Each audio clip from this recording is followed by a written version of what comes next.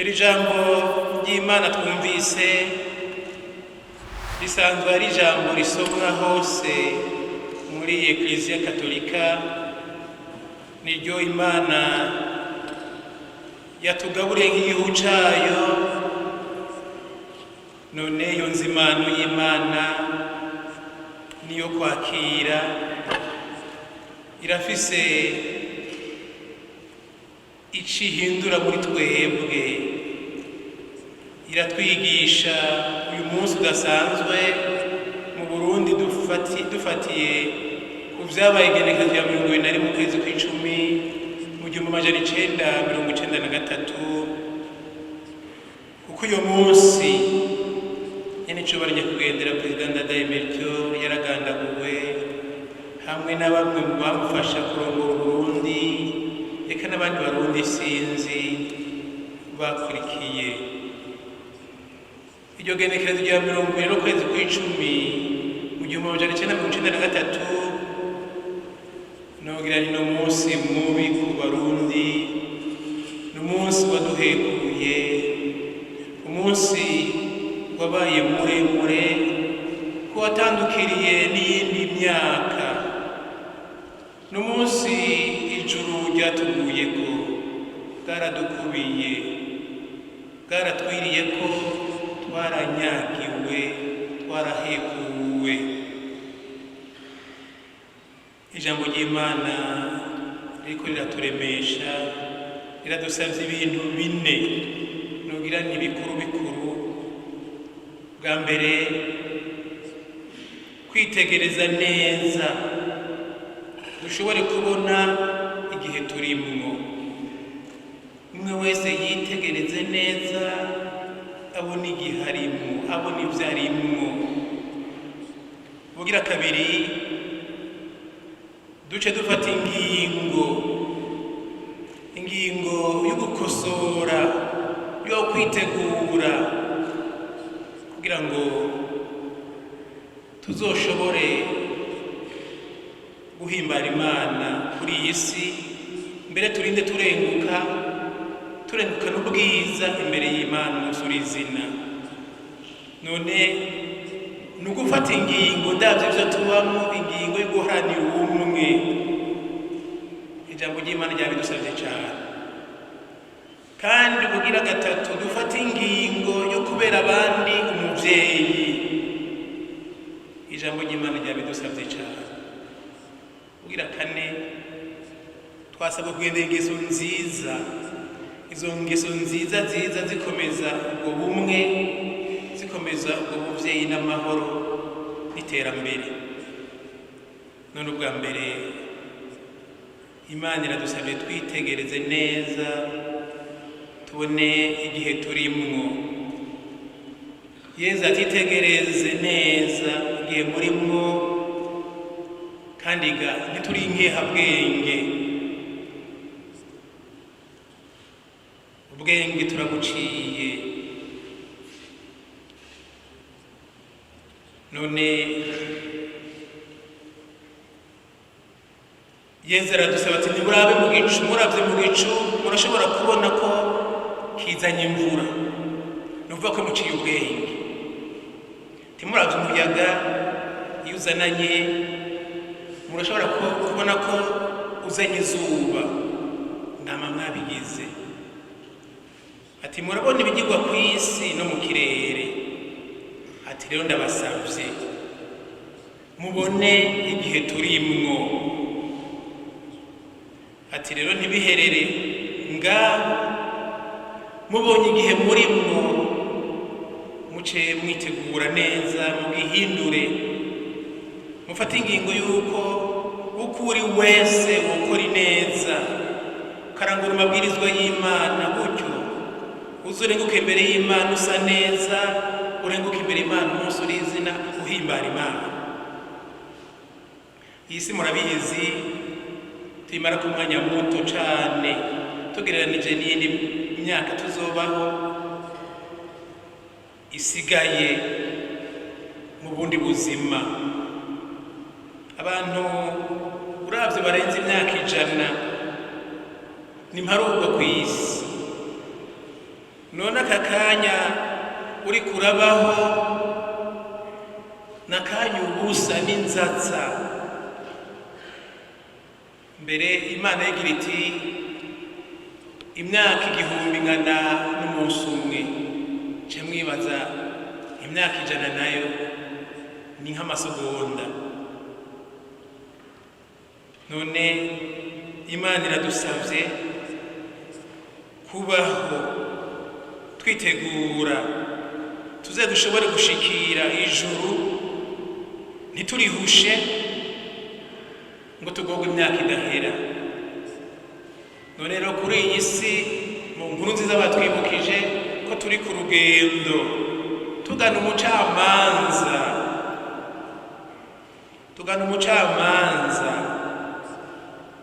Mu gisoma cya mbere naho batwibukije ko tugana ubutatu bweranda, tugana Imana, tugana ijuru. None turasabwe guserukana ubwiza imbere y'Imana, umucamanza w'ingingo. Duserukana ubwiza, ngiki gihimbara Imana, ngiki kizoduha ijuru. None turavye ivyo turimo mu Burundi, turavye ivyo twaciyemwo, ingingo jewe nofata kandi noshira mu ngiro zobizihe kugira nze nshobore guseruka imbere y'Imana afise ubwiza, ngaseruka imbere y'Imana afise intsinzi imbere y'umucamanza. Kutazotsindwa ugatahukana intsinzi imbere y'Imana uzobishika gute? Ubukomezi bwawe buzoba bushingiye he imbere y'Imana? Ico uzishimira ni iki? Mwanumva abantu bamwe bihaya ngo barakomeye, ngo ni binani, ngo ntawo bakora, ko ntawo bashobora. Sinzi umwanditsi numvise avuga werondeye ikintu gisumvye ibindi ubukomezi kw'isi, ngo ariko araraba abona umuriro, ati umuriro ndavye ingene utema ugatongora, umuriro ntaco woza kigusumvya ububasha, ubushobozi. Ngo umuriro nawo ngo urahakana uti jewe amazi arandusha inguvu, ati majya amazi riguye nca nzima. Amazi nayo ati jewe nta nguvu ngira burya, izuba riransumvya inguvu, ryatse nca nkama. Ngo izuba naryo ngo rica rigira riti ibicu birangiramira, ndabona ko binsumvye ubushobozi, biranzibira sinsubire guturira. Ngacamba akantu kameze nk'igihenda baja. Ibicu navyo bituma umuyaga uradusumvya inguvu, uraducamwo ubunywenywe, ugasanga tubaye ubusa. Hanyuma umuyaga nawo uti burya nta nguvu ufise, nasanze umusozi usumvya inguvu, ndawushikako ngaca ntinguvu, ukamanyagura ukangira ubusa. Umusozi nawo uti na jewe nasanze ata nguvu ngira, umuntu aransumvya inguvu, kuko umuntu arazana imashini akandimagura, ngasanga ameze nk'ikiyaya mu mwanya mutoya. Umuntu nawe ati jewe nasanze ata nguvu ngira, kuko urupfu rurantsinda, rurangira ubusa, rukantwara ubuzima. Urupfu n'agahambara. Urupfu nago ruti burya jewe sinkomeye, hari umuntu w'agahana yatsinze, uwo nawe ni Yezu Kristo. Ati Yezu Kristo, nagira ngo ndamushoboye nzamo narazutse, none n'ubu sindanamutumbera ni muzima imyaka yose. None bavukanye ubukomezi, uwo kwihaye ngo afise ubukomezi niyihaye aho ikibanza Yezu Kristo muri we. Ubukomezi bwacu twohaya n'ubukomezi Yezu aduha mu byo dukora, aho tubona aho tugendera. Ubwo bukomezi ni uko kwigana Yezu Kristo. Yezu nawe yagahimbara Imana. Yezu nta gicumuro cyamwegera, nawe uzoba ukomeye igicumuro ugica kuri nk'akanubu. None rero aho uzuza uribaza uti mbega Yezu ari hano muri iki gihe yokoze iki? Yokwiyumviriye gute? Yovuze iki? ubwo umurondera gukora nka Yezu, uba ishusho rya Yezu mu bantu, urimbura igihe urimwo, uca umenya ingene uvyifatamwo, uha ikibanza Yezu agukomeze, ntuzonanirwa.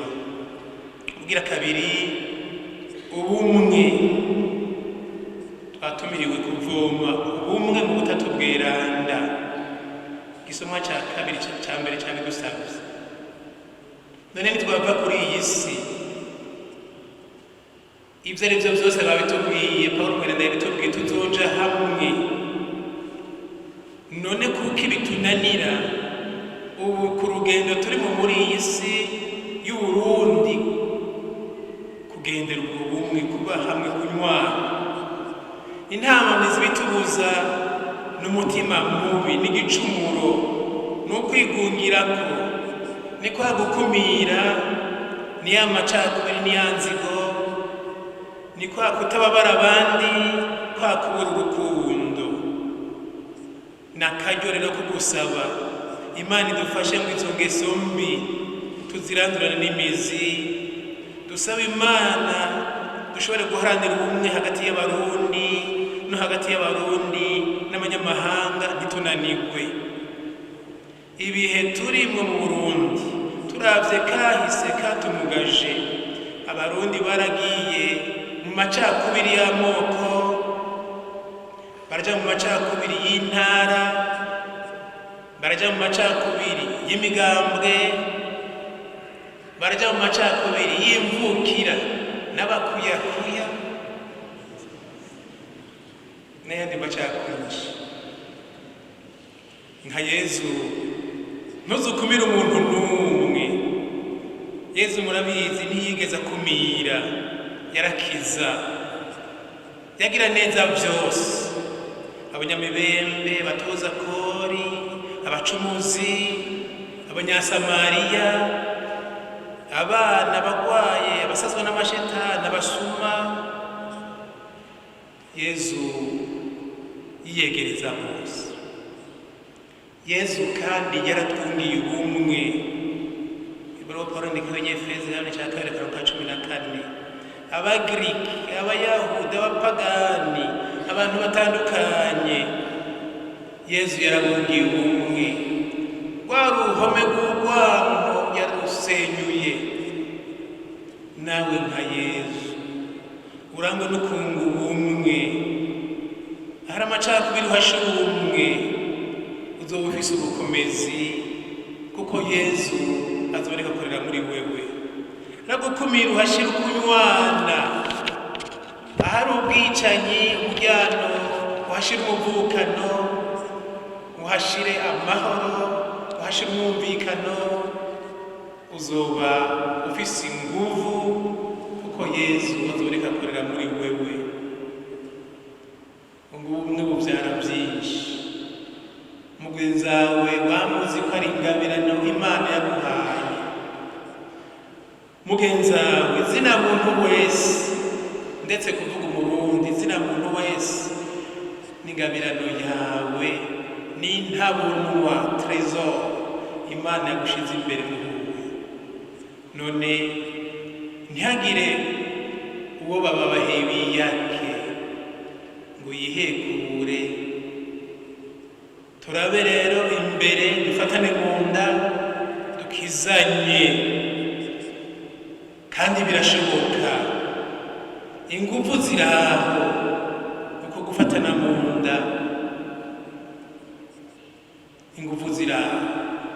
Hariho umugani w'umubyeyi yari afise abana batatu, abasaba bareke kurira amaboko bagende gupagasa gukora, umwe wese azagira icyo yimarira n'icyo amarira umuryango. Barahava ba bana ngo se arabarungika bagende kurondera mu zindi ntara, mu bindi bihugu. Nabo ngo baratinyuka barafata urugendo, ngo barashika mu ihwaniro ry'amabarabara atatu, ngo barahagarara bari batatu, baca barumvikana umwe wese afata ibarabara agiwe. Maze umwaka uheze kuri iyo saha nyene bagaruke bahurira aho hantu hari amabarabara atatu, baheze bagende baja kuraba se bari hamwe. Ngo umwaka urahera baragaruka, hanyuma batangura guhaya ibyo bungutse, itunga bazanye. Umwe rero ngo abwira bene wabo ati jewe narungutse ikirore. Nabo bati ikirore ntacyo kimaze, ntacyo wungutse. Ati ikirore mfise ni cyamaji. Ati kuko jewe mfise iki kirore nkavuga izina ry'umuntu wari wose ku isi. Ati ncambona ibyo arimwo byose, ati nta kintu asubira kumvisha. Hanyuma ubundi ati jewe nazanye ikirato. Ati ikirato ntacyo kimaze. Ati iki kirato cyane ni cyamaji, upfa gushira ku kuguru, naho ushaka kugenda muri Amerika iburayi mu mwanya mutonya, mu minota maso ubushitseyo gica kiguterura ugashika. Ati ni kirato kidasanzwe. Ubundi nawe ati je nanje nazanye igiterwa. Ati igiterwa nazanye ni igiterwa ugikozeko ucukira ingwara zose urwaye. Hanyuma ngo bacere bagira bati turabe rero tuje kuraba data. Ati mugabo wowe ufise ikirore twereke ibyo arimwo, ko wavuze ngo ikirore kuca kera ku muntu ngo ibyo arimwo. Ngo bacere rero bagira izina rya se araba mu kirore, ngo azabona se yacikanye. Hanyuma ngo baca bagira ubwoba, ngo bari kure, baca babwira undi w'ikirato, cya kirato cyawe kinyarukana abantu, koresha ariya maji dushike muhira tugarukire kuri papa turabona abantu. Ngo bashira amaguru kuri cya kirato mu munota bari bashitse aho se ari yacikanye nyene. Ngaca abwira wa wundi afise igiterwa, cya giterwa ca kivura, gerageza umuhe turabe kadakira. Baramuha arakora kuri cya giterwa, amukuza kuri cya giterwa, baca atangura gukorora, aca arakira, aramutse abana be bagira akanyamuneza. Ikibazo kiraha, none abo bantu batatu ninde yakoze gusumba ubundi? Ninde yakijijese? Ninde yakijijese?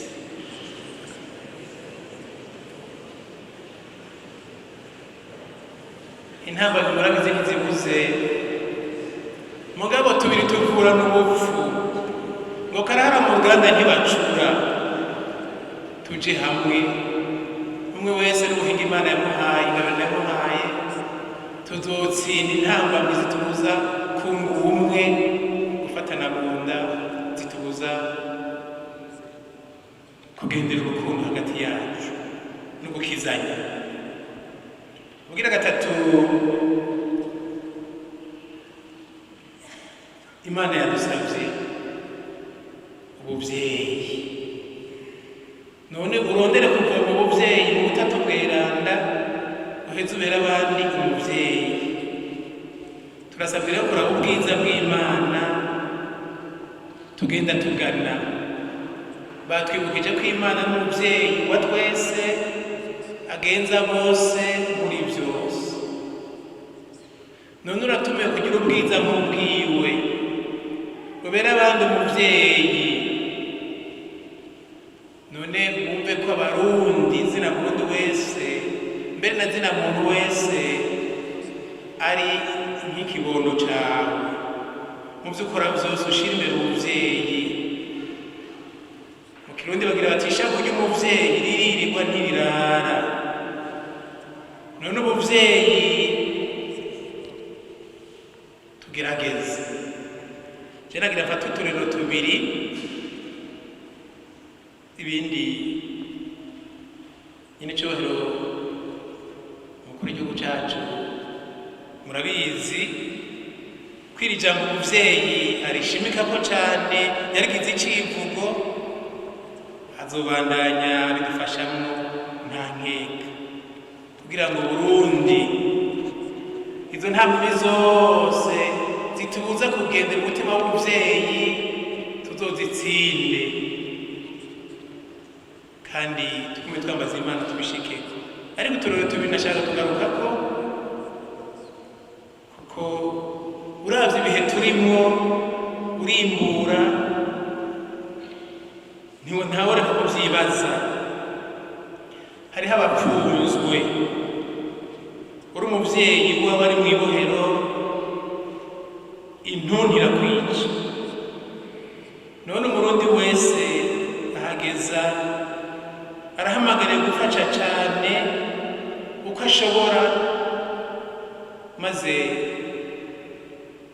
kujya Yesu yabidusavye ko twobabara bari mu mabohero, tugerageze tubaramire tubarabe n'ivyo mugabo kandi arico dushobora gukora kinyaruka ngo batezurirwe tugikore kubera umutima wa kivyeyi Imana yaduhaye kandi tuvome iwayo. Gira kabiri, impunzi umuvyeyi afise umwana agorewe mu gahinga kanyaga nande, umwana baharara bunda aho usanga ari mu begeranijwe hamwe bararanako mu dusago mu duhema, biratera agahinda. Umuvyeyi ntaco atokora, ntaco adakora ngo bagaruke iwabo bamusange ku kivi bamuzamure, maze bari hamwe babandanye bafashanya kuba. None iryo jambo ry'umuvyeyi ryaje hageze tugahurukira Imana ngabo kandi n'ivyo nyenicubahiro w'igihugu cacu dusaba ngo umutima wa kivyeyi tugaragaze umwe wese mu vyo arimwo, nitumubere ibigaba tumugambukire kandi dusabe Imana ibidushoboze, umutima w'umuvyeyi w'umuvukano tukame tukugaragaza. Kugira kane, ingeso nziza zituma dukomeza ubwo bumwe. Izo ngeso nazo nizo guca bugufi, ukwitonda muri byose, ukwiyumanganya, ukurekuriranira, gutanga amahoro. Sino zigaruka ko zose ndaziheze mu nkundire gusa, naho zihambaye mvuge imwe, ukurekuriranira. Mu Burundi kahise twaciyemo benshi barakomeretse ku mutima, bamwe no kuyinga barayinga, ntavuze amagorwa atagira izina yashikiye benshi. Emera urekurira abandi nka Yesu yarasabiye ikigongo bariko baramwica, kandi ntiyarinze ko bamusaba ikigongwe, yaciye atakambira Imana ati barekurire ntibanzi ico bakora.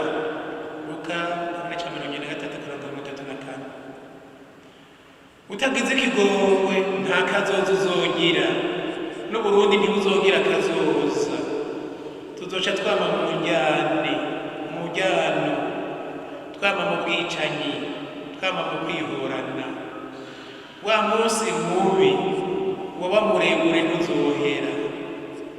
Ubugize ikigongwe abagaragaje ububasha budasanzwe afise muri we, abagaragaje za nguvu za Kristo ziri muri we.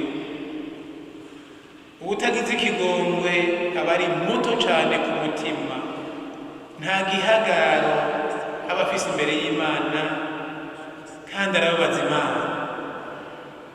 None dusaba abarundi benshi, abahuta, abatutsi, abatwa, abaganwa bumve ko bokwambaza Yesu Kristo adushoboze kugira ikigongwe, kandi tuzunguka byinshi, tuzoremuruka ku mutima, turemurure n'abandi. Nyene icubahiro nyakwigendera Perezida Ndadaye yarakoze uko ashobora, ahimbara Imana mu kurondera ko zina muntu wese yishira akizana, agateka kiwe kakubahirizwa, ibyiwe nabiwe bikubahirizwa, bakubahirizwa. Yaragerageje kugendera umukristo, kugendera izo ngeso nziza. Nawe urondere kuzorengukana ubwiza mu maso y'Imana igihe cyo kurangiza ubuzima ku isi. Rondera kuzorengukana ubwiza. None dusabe twese Imana iryo ragi rya nyakwigendera Perezida Ndadaye turigire rwacu, zina muntu wese twubahiriza agateka kiwe, tumukunde, tumugire umuvukanyi, tumwitwararike, tumwihebere. Kandi muze twitwaze Yesu muri twebwe, kuko Yesu ni wadukomeza, kugira ngo twitwaje Yesu duharanire ubumwe, twitwaje Yesu adufashe turangwe n'umutima wa kivyeyi, twitwaje Yesu adufashe tworoshe imitima, turekurire abaduhekuye, abadutumbuje, abatubabaje, abatugiriye nabi, kugira ngo mu Burundi impapuro zirabura zuzuye amaraso, umujyano n'intambara ziri mu gitabo c'akahise ku Burundi tuzizinge, twugurure impapuro nshasha, twandikamo amateka y'umuvyeyi, amateka y'umuvukano, amateka y'ubumwe, amateka y'urukundo n'ikigongwe, amateka yo kurekuriranira, amateka y'amahoro n'iterambere. Mana nzi mudufashe, ntitunanirwe.